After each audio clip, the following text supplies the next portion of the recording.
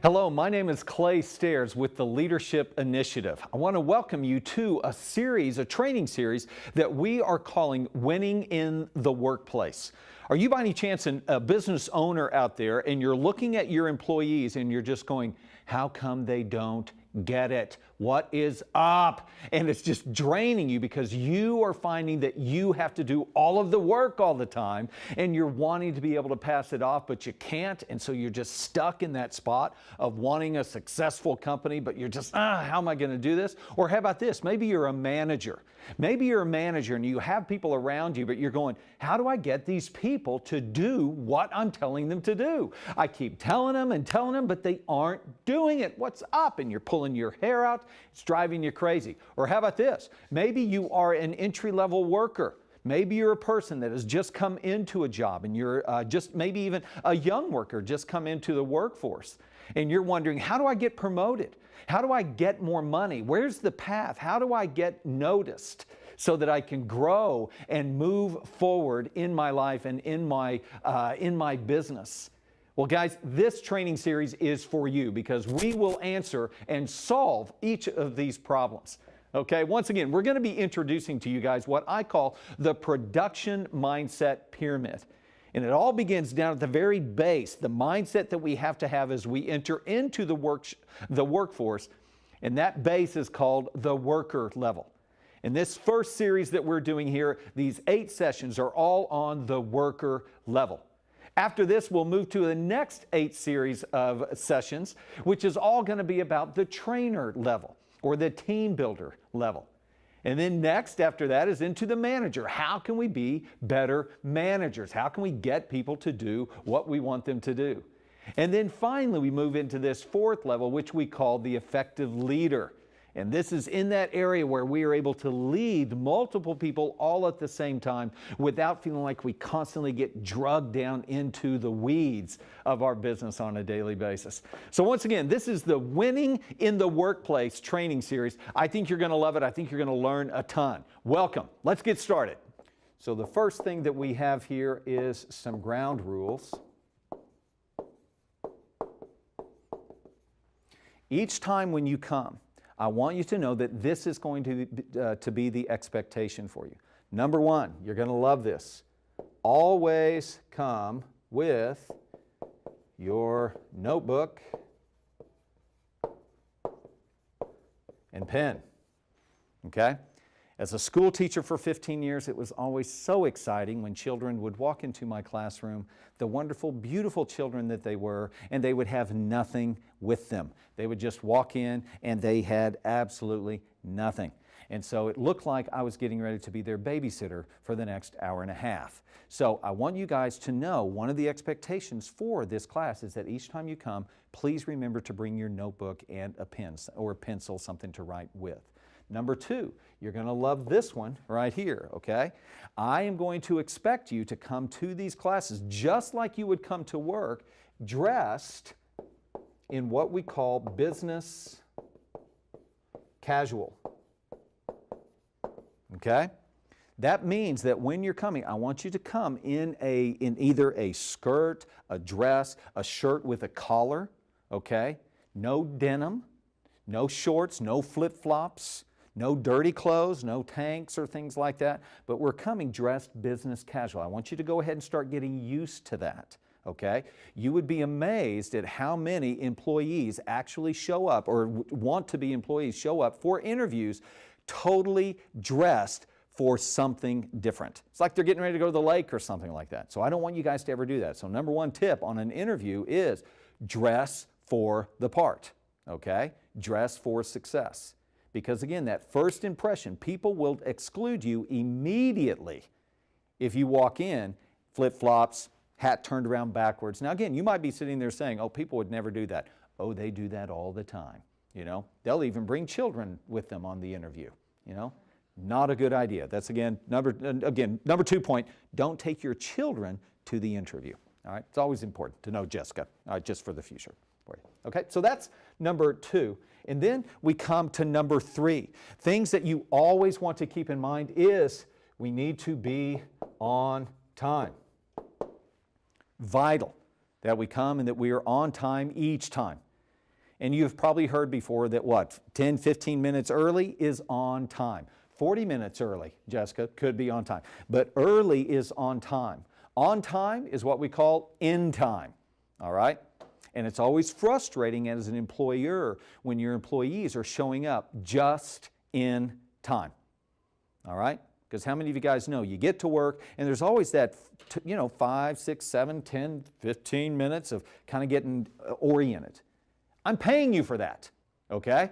So I expect you to be here early to get all that stuff taken care of, so by the time you clock in, you are on time. Fair enough? Okay, good deal.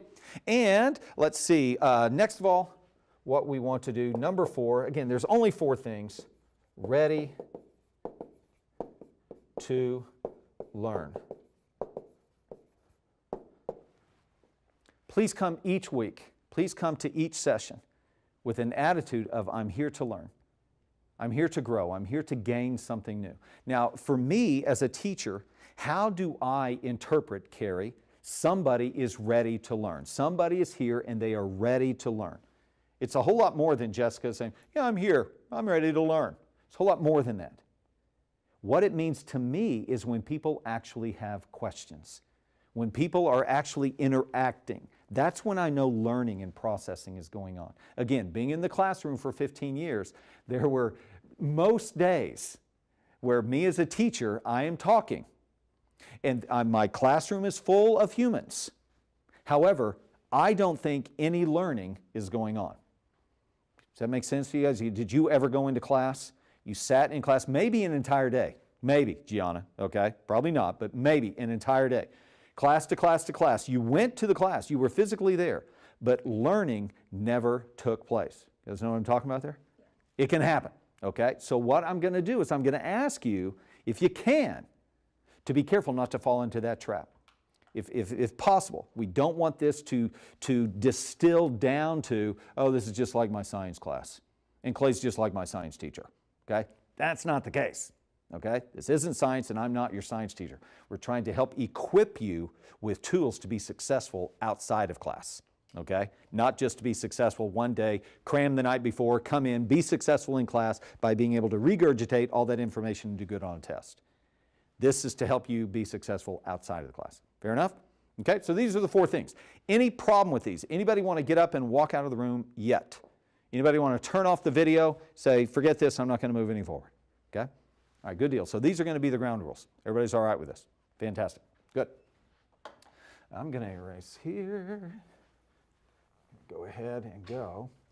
Next thing I want to do is take a look. If you look at our notebook, I want to take a look at what the schedule is going to look like, the different things that we're going to be covering in our class. Okay? You can see here on the table of contents, today is our introduction. After this, we're going to be talking about business, just how business works, kind of talking about the bigger picture of how a business becomes sustainable.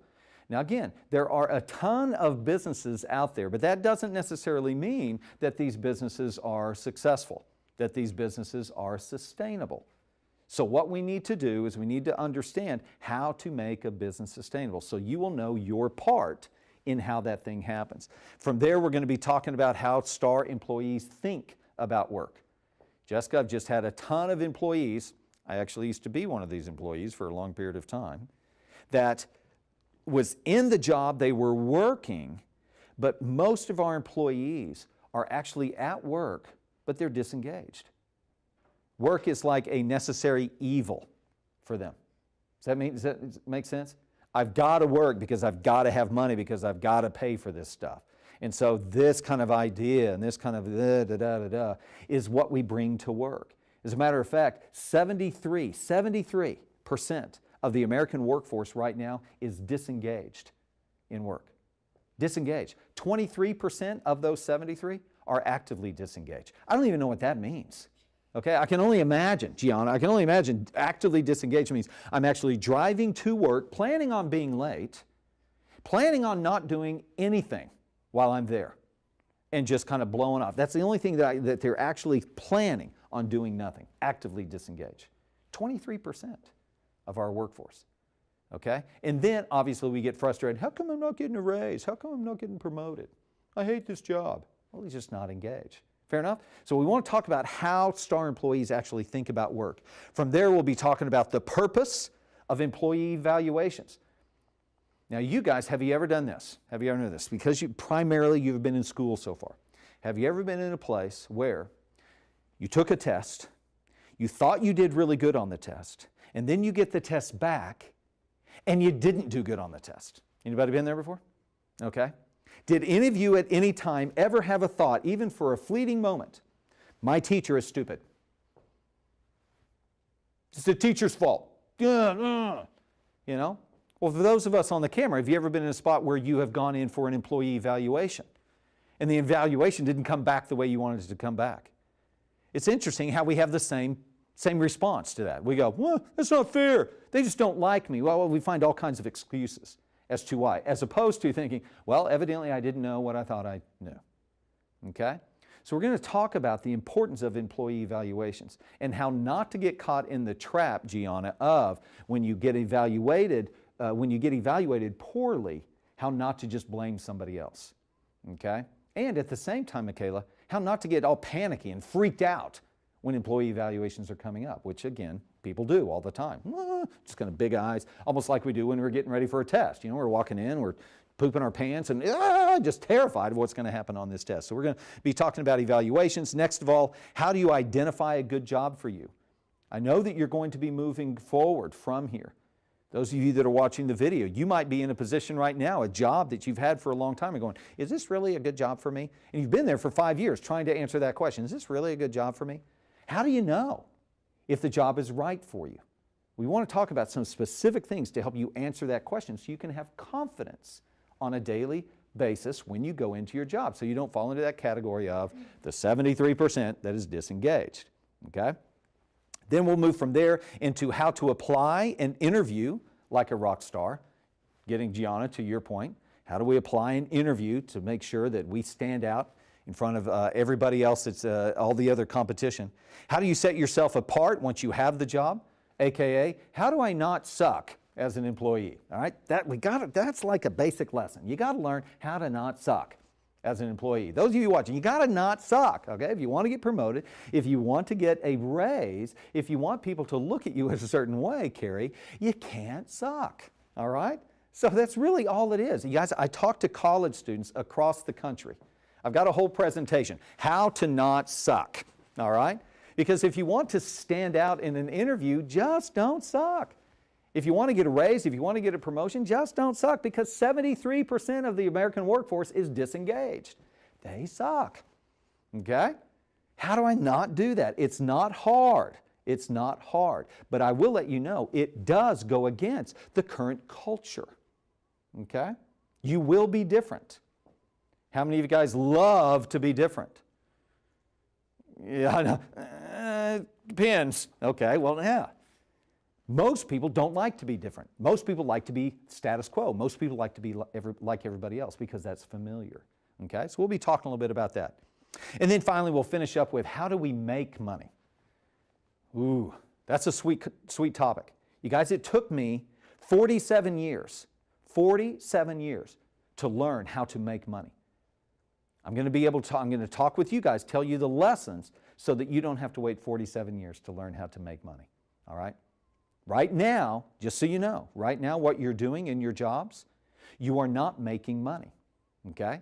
If you are watching on video, if you are getting paid a salary or if you are getting paid by the hour, I want you to know you are not making money. All right? So we want to be careful with that. It could be just a matter of definition. Yeah, Gianna's sitting there looking at me funny, all right, like some other people are on video here. But you're not making money yet. All right, we'll get into that later on. You'll love it, okay? It'll really set you free. And then the thing that we'll even add to that is, once we learn how to make money, now we get to the sweet spot. How do you keep money? Oh, wow, that's sweet, all right? All right, and then finally the very last class, how to get promoted from worker to the team builder, or from a worker to a trainer. That's the next level as we move up. All right, so that's kind of the direction that we're going to be going.